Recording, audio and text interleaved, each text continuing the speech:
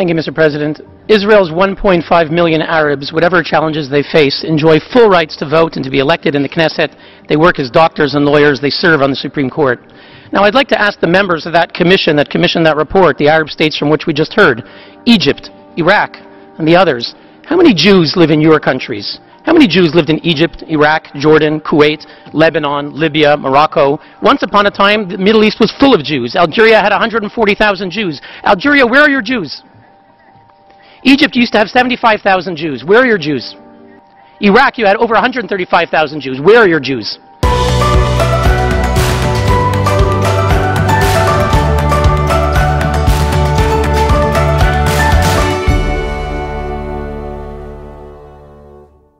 What you just heard was from the famous United Nations speech by Hillel Neuer of United Nations Watch, where he highlights the hypocrisy of the world that stands up for Palestinian refugees, yet ignores the 850,000 Jewish refugees displaced and expelled by Arab Muslim countries during the 20th century. The world likes to talk about the Palestinian refugees who lost their homes. Why? Thanks to the war in 1948 that the Arab world launched to destroy Israel.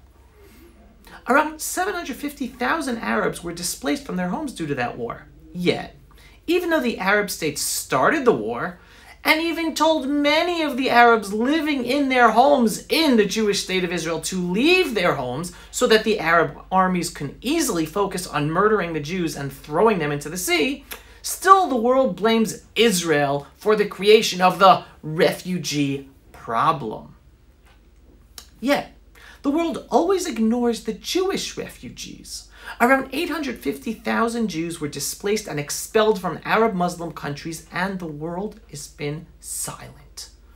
On June 23, 2014, the Israeli Knesset adopted a law which designated November 30th as the annual National Day of Commemoration for the 850,000 Jewish refugees who were displaced and expelled from Arab countries and Iran during the 20th century. Jews had lived in Arab lands for thousands of years.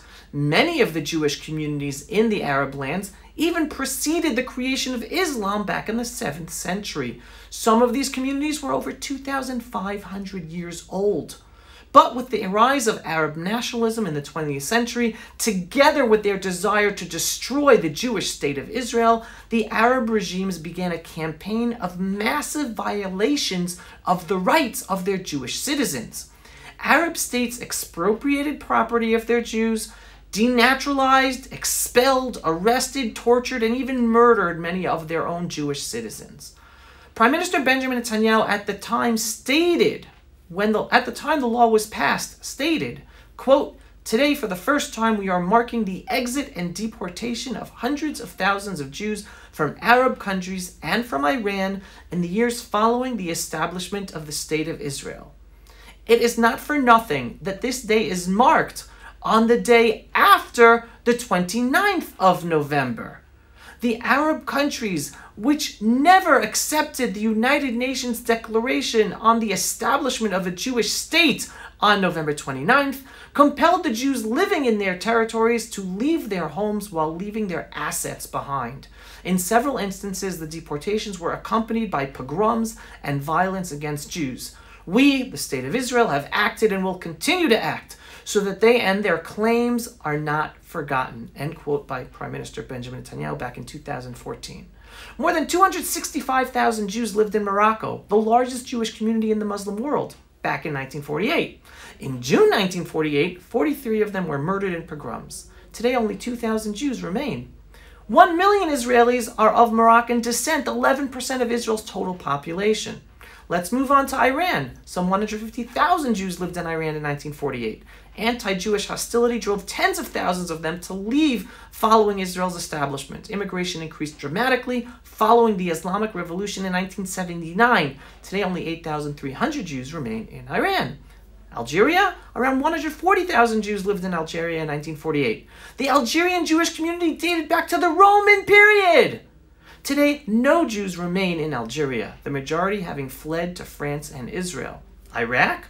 Around 135,000 Jews lived in Iraq in 1948, a community dating back as far as the Babylonian captivity around 586 BCE. Well, in June 1941, more than 180 Jews were murdered and 1,000 injured in the pogrom known as the Farhud. Today, only 4 Jews remain in Iraq.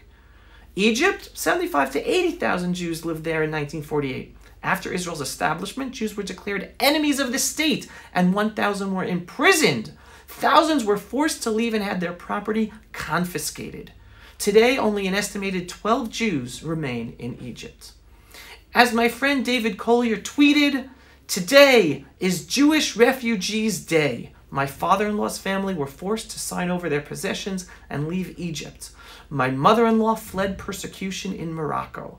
Just 2 of 850,000 Jewish refugees. The ethnic cleansing of Jews throughout the Arab world is a forgotten crime." Let's not forget the Jewish refugees from Arab lands. Thank God we have our Jewish state of Israel that was able to take in these Jewish refugees and give them a new home in their ancestral homeland, Israel. Pulse of Israel, frontline videos from the Holy Land. Support our work by donating today.